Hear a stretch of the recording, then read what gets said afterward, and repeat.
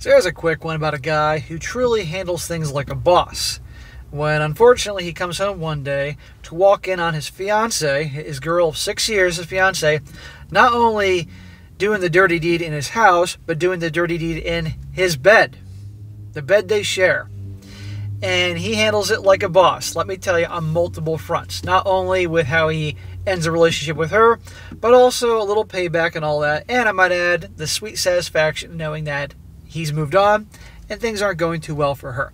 And he does one thing wrong, which I'll point out, but that's that. And it goes to show you guys, even though we go through hell, we can bounce back and turn things around. And at the end of the day, success is the best revenge. Title: My girlfriend of 6 years cheated on me, but I got my revenge. And a shout out to Nishad for sending me this story. He says, my fiance cheated on me now 7 months ago. We started dating when I was 23 and she was 22. She was my first love, and I thought she would be my only. We've been living together for 3 years and have been engaged for 1 year, but hadn't really planned a wedding yet, but we were going to. We were in a bit of a down in our relationship, but I just thought that every relationship has those times, and I still loved her with all my heart. Looking back, there were signs that she had an affair, but at the time I really couldn't fathom she would do something like that. Sadly, so many guys say the same thing. They just wouldn't imagine their girl would do that. No, not her. She would tell me if she was upset. She would communicate in a way I understand that she's upset.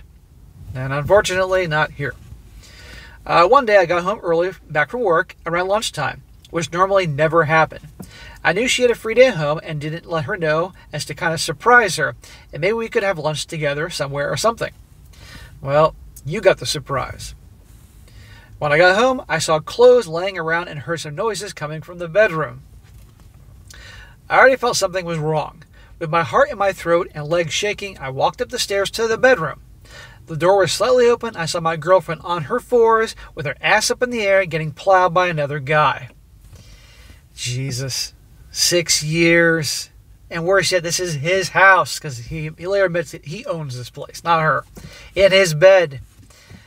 You think she could communicate in a way he understands that maybe they're on a downturn, try to work things out, but no, instead she's having an affair. They both didn't notice me, clearly.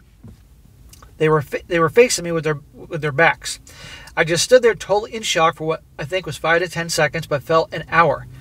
It's amazing how 5 seconds can feel like an hour. I didn't confront them and walked out of the house, got in the car, and drove to some parking lot. Yeah, you just couldn't believe it. There I just cried the soul out of my body for hours until I totally felt numb. When I got home in the evening, my girlfriend pretended like nothing happened. Hi, honey, how was your day? As cold as I could, I said I wanted to break up.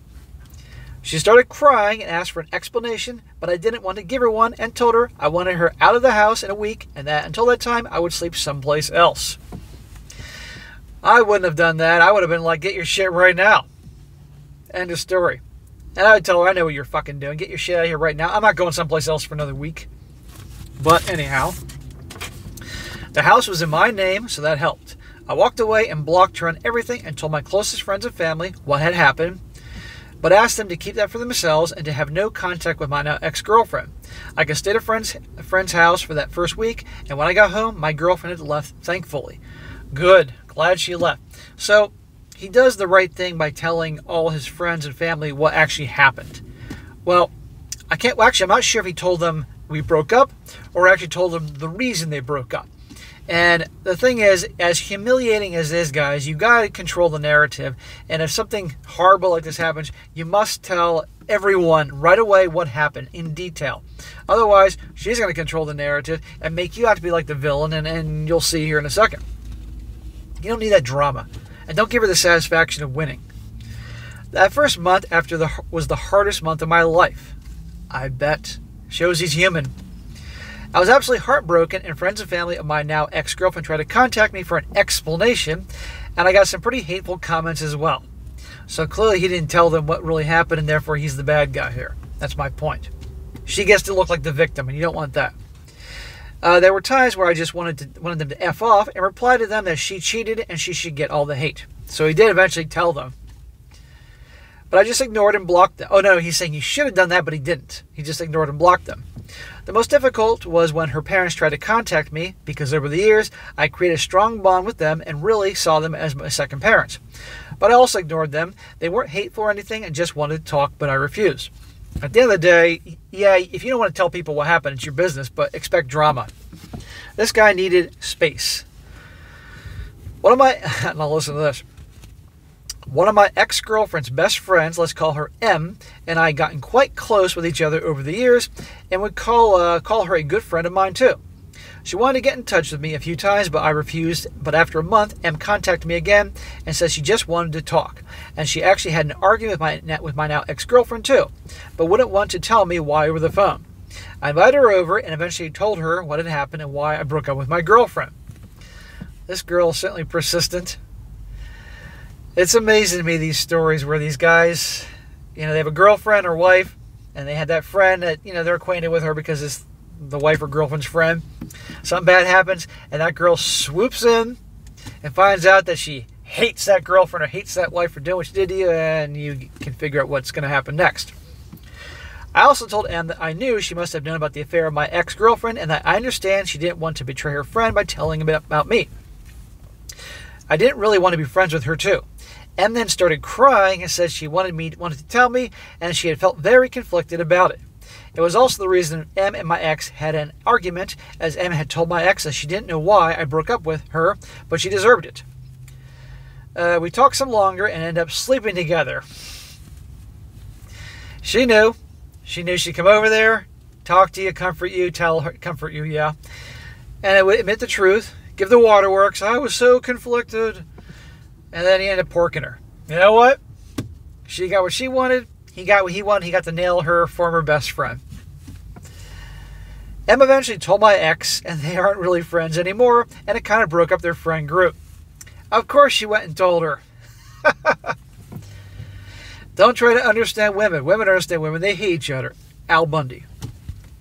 Also, I wrote a letter to her parents and my ex explaining everything and telling them I was heartbroken by the situation and that I always had loved them and wished things had been different. I got a lot back and how they understand, and they always thought I was the perfect son-in-law, and they are very disappointed in their daughter and wished me the best. Well, I'm glad he told them, because we had a really good relationship with them. Although hard, I'm glad he told them, and now they know. That all was about 5 to 7 months ago, and last week I heard my ex had gotten really depressed and is now in therapy. That's her fault. The best thing maybe is that I don't even really think about her anymore, and I don't really feel hated, resentment, or sadness about her anymore. Well, the opposite of love isn't hate, it's indifference. And this guy's just done. And it's kind of amazing that after 7 months, he's there. I mean, if you're with somebody 6 years, it could take you 3 or 4 or 5 or 6 years to get over them completely. When I heard that she was depressed, I didn't really care and maybe even felt some sense of pity for her. Smack! Don't feel pity for her. Anyway, 6 months later, I dodged a bullet and I'm happy while she is depressed, having lost a loving partner, friends, and has disappointed parents. Well, you know what? He's allowed to feel a little sad. On the one hand, he's feeling a little bad for her, but on the other hand, he's now thinking, hey, I actually do kind of feel good about this. She deserves it, right? Now, we don't know the whole story here, and, he said we were going through a downturn. But the thing is this, if she was truly unhappy, like a lot of these gals are, at some point, you can't have a relationship where everything's going to be amazing and perfect all the time. There's going to be things that are going to come in the way. You can kind of go through a period where maybe one or both parties are becoming complacent. That's when you communicate. Communication is key in a lasting relationship. Communication ain't going to fucking work. And the problem is that women oftentimes don't communicate either at all or communicate in a way that a man understands. Women typically communicate by dropping hints, speaking innuendos, while guys tend to be more direct. And they think that if he can't understand me, then he doesn't love me, or expect you to be a mind reader. Well, we're not a bunch of Professor Xaviers walking around the ability to read minds, okay? It doesn't work that way. So women need to understand they got to communicate in a way that your guy understands. And don't blame him because he can't fucking read your mind, or he doesn't speak womanese. You got to speak guyese, or whatever fucking name you want to call for that. But anyhow, I'm sorry this happened to this guy. But again, a lesson, guys, you pay attention, and you pay attention to the red flags. You look for red flags and all that. And just a good story about the guy who did handle things like a boss. That's good to hear.